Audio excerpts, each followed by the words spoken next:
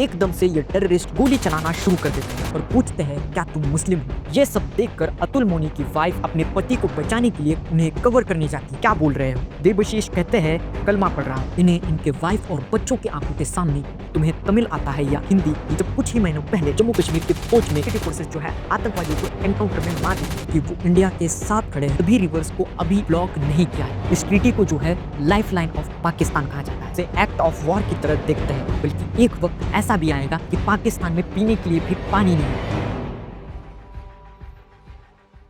Pahalgam attack के कुछ हफ्ते पहले पीओके के मुजफ्फराबाद के एक ट्रेनिंग कैंप में 4 से 5 टेररिस्ट ट्रेनिंग ले रहे थे ताकि वो इंडिया पर अटैक कर सके। उनका प्लान था बाईसैरन वैली के टूरिस्ट पर अटैक करना। उन्होंने बाईसैरन वैली को इसीलिए चुना, यह जगह समर वेकेशन में इंडियन टूरिस्ट से भरी रहती है और ना सिर्फ इंडियन बल्कि फॉरेन कंट्रीज के लोग भी यहाँ घूमने आते हैं। इस वैली में जाने के लिए या तो पैदल चलना पड़ता है या हॉर्स राइड लेनी पड़ती है, इसीलिए यहाँ व्हीकल्स का इस्तेमाल नहीं होता। इंडियन आर्मी, एम्बुलेंस या पुलिस को वहाँ पहुँचने में देरी होगी। ये आतंकवादी पहलगाम टाउन पहुंचते हैं और उसके बाद 22 अप्रैल को ये अटैक करने के लिए चुनते हैं। अब उन्होंने इसी डेट को इसीलिए चुना क्योंकि उस दिन यूएस के vice president JD Vance Bharat के दौरे पर थे और इंडिया के प्राइम मिनिस्टर सऊदी अरेबिया गए हुए थे। ये डेट शायद इसीलिए चुना गया ताकि टेररिस्ट को ग्लोबल अटेंशन मिले और इंडिया की टूरिज्म इमेज दुनिया भर में खराब हो। 22 अप्रैल को ये टेररिस्ट बाईसैरन वैली पहुंचते हैं। वहां पर टूरिस्ट अपने फैमिली फ्रेंड्स के साथ एंजॉय कर रहे थे, फोटोज ले रहे थे और तभी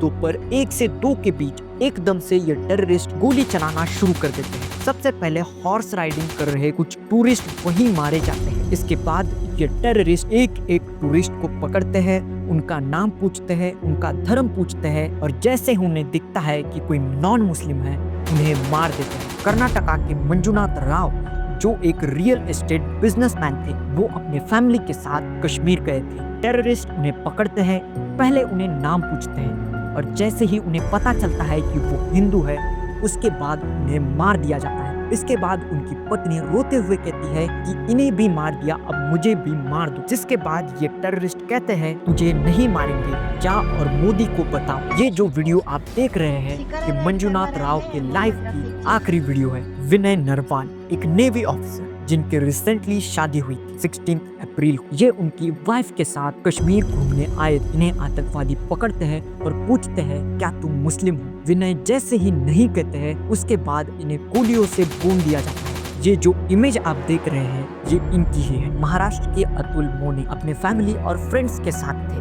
वहाँ पर टेररिस्ट आते हैं और भीड़ को देख के कहते हैं कि हिंदू अलग हो जाओ और मुस्लिम अलग हो जाओ। तो पूछते हैं कि हिंदू कौन कौन है। संजय लेले जो कि अतुल मोने के फ्रेंड थे वो हाथ उठाते हैं और जैसे ही वो हाथ उठाते हैं उसके बाद आतंकवादी उन पर गोली चला देते हैं। हेमंत जोशी ये भी अतुल मोने के फ्रेंड थे। ये आतंकवादियों से पूछते हैं कि ये सब क्या हो रहा है। उसके बाद आतंकवादी उनके सर पर गोली मार देते हैं। अपने दोस्तों को मरते हुए देखकर अतुल मोने कहते हैं हमने कुछ नहीं किया, आप लोग क्यों गोली चला रहे हो। इसके बाद टेररिस्ट उन पर गन तान देते हैं। ये सब देखकर अतुल मोनी की वाइफ अपने पति को बचाने के लिए उन्हें कवर करने जाती है, लेकिन उससे पहले ही आतंकवादी अतुल मोनी के पेट पर गोली मार देते हैं। देबशीष भट्टाचार्य आसाम यूनिवर्सिटी के प्रोफेसर नोटिस करते हैं कि जो लोग कलमा पढ़ रहे थे उन्हें आतंकवादी छोड़ रहे थे, वो भी कलमा पढ़ना शुरू कर देते हैं। जब आतंकवादी पूछते हैं क्या बोल रहे हो, देबशीष कहते हैं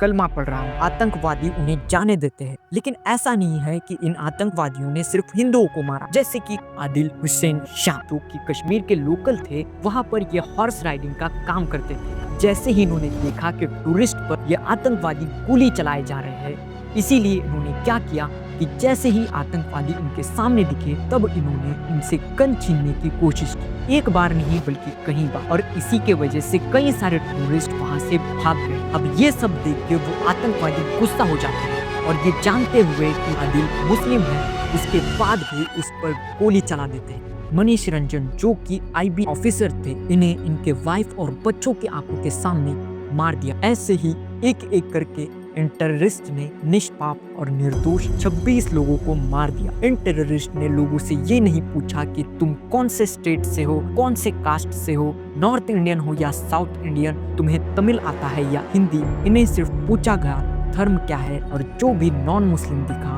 उसे मार दिया और जिस भी मुस्लिम ने निष्पाप और निर्दोष लोगों की मदद करने की कोशिश की उन्हें भी मार दिया।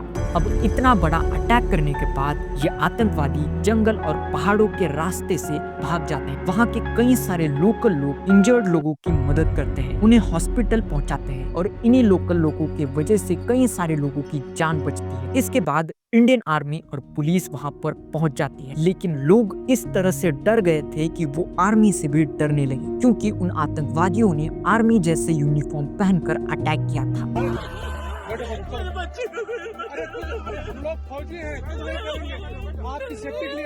अब जो ये अटैक का न्यूज है वो पूरे देश में फैल जाता है। प्राइम मिनिस्टर जो सऊदी अरेबिया पहुंचे थे वो बीच में से बाकी के शेड्यूल कैंसिल करके इंडिया पहुंचते हैं और देश के होम मिनिस्टर जल्दी से श्रीनगर पहुंचते हैं।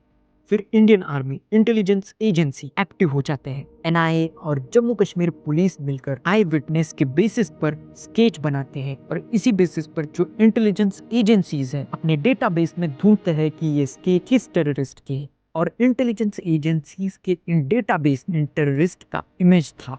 लेकिन इंटेलिजेंस एजेंसीज के पास ये फोटो कैसे आए? अब जो ये इमेज है इंटेलिजेंस एजेंसीज को तब मिली थी जब कुछ ही महीनों पहले जम्मू कश्मीर के फौज में सिक्योरिटी फोर्सेस जो है आतंकवादियों को एनकाउंटर में मार दी। तब उन मरे हुए आतंकवादियों के फोन में से ये इमेज मिली थी। अब इन आतंकवादियों की नाम है हसीन मूसा, जिसका कोड नेम था सुलेमान, ये जो है पाकिस्तानी था। दूसरा आतंकवादी था अली भाई, ये भी पाकिस्तानी था। तीसरा आतंकवादी जो था वो था आदिल हुसैन ठोकर, ये इंडियन था। अब इंटेलिजेंस एजेंसीज को ये सब देखने के बाद ये पता चलता है कि इस अटैक को TRF यानी कि द रेजिस्टेंस फ्रंट, जो कि लश्कर ताइबा के इशारों पर चलने वाला आतंकवादी संगठन है, अब यहीं से जो है पाकिस्तान का कनेक्शन सामने आता है। और इसी बीच कई सारे कंट्री जो है वो इंडिया के सपोर्ट में आ जाते हैं, जैसे कि यूएस के प्रेसिडेंट ट्रुथ सोशल पर पोस्ट करके कहते हैं कि वो इंडिया के साथ खड़े हैं और टेररिज्म के खिलाफ। और सिर्फ अमेरिका ही नहीं बल्कि इजराइल, रशिया,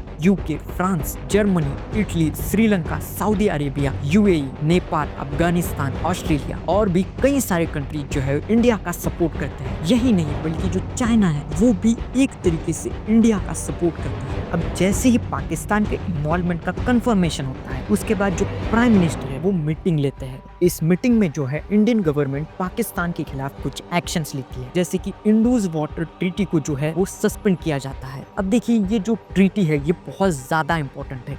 इस ट्रीटी को जो है लाइफलाइन ऑफ पाकिस्तान कहा जाता है, क्योंकि पाकिस्तान में जो 80% एग्रीकल्चर है इसी ट्रीटी पर डिपेंडेंट है। लेकिन इंडिया ने जो है करंटली इस ट्रीटी को विड्रॉ नहीं किया, मतलब पूरी तरीके से इसे बंद नहीं किया बल्कि सस्पेंड किया गया है। अब इस ट्रीटी को सस्पेंड करने से पाकिस्तान पर क्या इम्पैक्ट पड़ेगा? इंडिया ने जो है सभी पानी को अभी ब्लॉक नहीं किया, मोस्टली जो है अभी भी पाकिस्तान तक ये पानी पहुंचता है। इंडिया ने करंटली जो है सिर्फ इतना किया है कि अब जो डेटा शेयर है वो नहीं होगा, यानी कि जो इन रिवर्स की रियल टाइम डेटा है, जैसे कि वाटर फ्लो कब तक पाकिस्तान पहुंचेगा, कितना पानी छोड़ा गया, अब पाकिस्तान के साथ शेयर नहीं होगा। इस ट्रीटी की वजह से जो है टेक्निकल मीटिंग्स होते थे पाकिस्तान और इंडिया के ऑफिशियल्स के बीच, अब वो मीटिंग्स नहीं होगा। अब अगर आपको इस ट्रीटी की वजह से पाकिस्तान पर क्या इम्पैक्ट पड़ेगा ये जानना है, रिसेंटली POK के मुजफ्फराबाद में बाढ़ आई थी। अब ये इसीलिए हुआ क्योंकि इंडियन गवर्नमेंट ने बिना किसी इंफॉर्मेशन के ही पानी के फ्लो को छोड़ा था और इसी की वजह से POK में बाढ़ आ गई और उन्हें वहां पर इमरजेंसी लगानी पड़ी। तो अब इस ट्रीटी को सस्पेंड करने की वजह से पाकिस्तान को बहुत सारे प्रॉब्लम्स फेस करने पड़ सकते हैं। अब इस इंडस वाटर ट्रीटी को जैसे ही इंडियन गवर्नमेंट ने सस्पेंड किया, इसके बाद जो पाकिस्तान है वो भड़क गया और पाकिस्तान ने कहा कि वो इसे एक्ट ऑफ वॉर की तरह देखते हैं।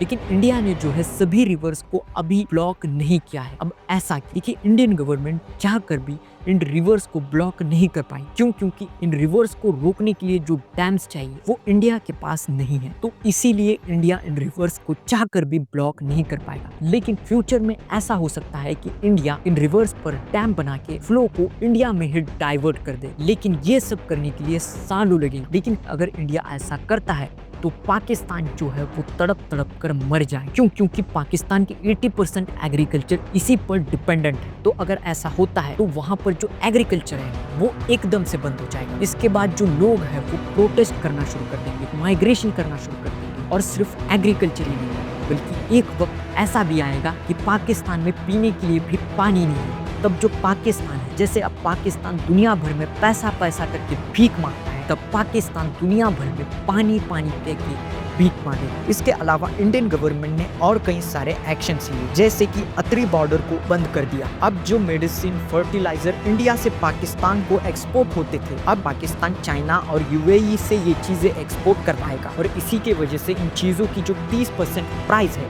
वो इंक्रीज होगी। और टेररिस्ट के खिलाफ मिलिट्री ऑपरेशन को लॉन्च किया गया और इसी के वजह से कुछ रैंडम टेररिस्ट जो है मारे गए और इसी बीच जो है हमारे देश के वीर जवान भी शहीद हो गए। देखिए, अभी तक इंडियन गवर्नमेंट ने पाकिस्तान के खिलाफ कोई मिलिट्री एक्शन तो नहीं लिया, लेकिन हो सकता है कुछ ही दिनों में पाकिस्तान के खिलाफ कुछ बड़ा मिलिट्री एक्शन लिया जाए। तो वीडियो को यहाँ तक देखने के लिए धन्यवाद।